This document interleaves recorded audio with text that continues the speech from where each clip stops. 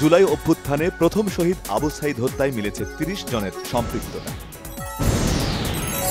বিতর্কিত নির্বাচনের মামলায় সাবেক সিইসি কাজী হাবিবুল আউয়াল ৩ দিনের রিমান্ডে। যমুনায় প্রধান উপদেষ্টা ড. মোহাম্মদ ইউনূসের সাথে সাক্ষাৎ করেছেন সিইসি এএমএম নাসির উদ্দিন। সাংবাদিকদের জামিন না দেওয়ার বিষয়ে আইন মন্ত্রণালয়ের হস্তক্ষেপ নেই বলেছেন উপদেষ্টা আসিফ নজরুল। গণ অভ্যুত্থানের পর সৃষ্ট মবকে প্রেসার গ্রুপ বললেন প্রেস সচিব শফিকুল আলম। বিএনপির সাথে ইউরোপীয় ইউনিয়নের রাষ্ট্রদূত মাইকেল মিলারের বৈঠক। নির্বাহী বিভাগকে নিয়ন্ত্রিত ও দুর্বল করতে চাচ্ছে জাতীয় ঐকমত্য কমিশন, অভিযোগ বিএনপি নেতা সালাউদ্দিন আহমেদের।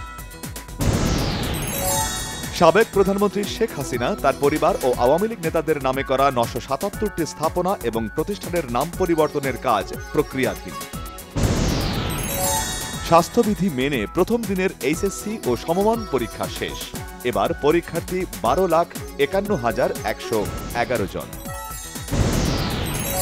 দেশের প্রতিটি জেলায় মাদকাসক্তের জন্য আলাদা কারাগার নির্মাণ করা হবে জানিয়েছেন স্বরাষ্ট্র উপদেষ্টা জাহাঙ্গীর আলম চৌধুরী।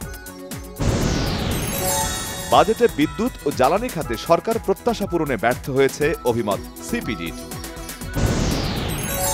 ডেঙ্গুতে আরও এক নারী ও এক পুরুষের মৃত্যু, হাসপাতালে ভর্তি ১৯৫ জন।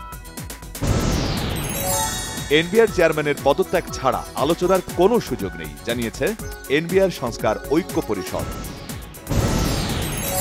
দীর্ঘ ৪৩ দিন পর নগর ভবনে ঢাকা দক্ষিণ সিটি কর্পোরেশনের প্রশাসক মোহাম্মদ শাহজাহান মিয়া। খাগড়াছড়িতে মাটিরাঙ্গা ও পানছড়ি সীমান্ত দিয়ে আরও ১৮ জনকে পুশিন। ২০২৩ সালে খুলনা প্রেস ক্লাবে বিএনপির কর্মী সভায় গুলিবর্ষণ, হামলা, ভাঙচুর, অগ্নিসংযোগে শেখ হাসিনাকে হুকুমের আসামি করে ১৫৬ জনের বিরুদ্ধে মামলা। ইসরায়েলকে বাঁচাতে গিয়ে গালে কড়া চড় খেয়েছে যুক্তরাষ্ট্র, টেলিভিশন ভাষণে দাবি আলী খামেনির। আগামী সপ্তাহে ইরানের সাথে পরমাণু ইস্যুতে যুক্তরাষ্ট্রের আলোচনা, সই হতে পারে চুক্তি জানিয়েছেন মার্কিন প্রেসিডেন্ট ডোনাল্ড ট্রাম্প। বাংলাদেশকে ২৪৭ রানে অল আউট করে দ্বিতীয় টেস্টে প্রথম ইনিংসের জবাব শ্রীলঙ্কার। সব সংকট ঠেলে বক্স অফিসে ছুটছে আমির খানের সিতারে জামিন পার।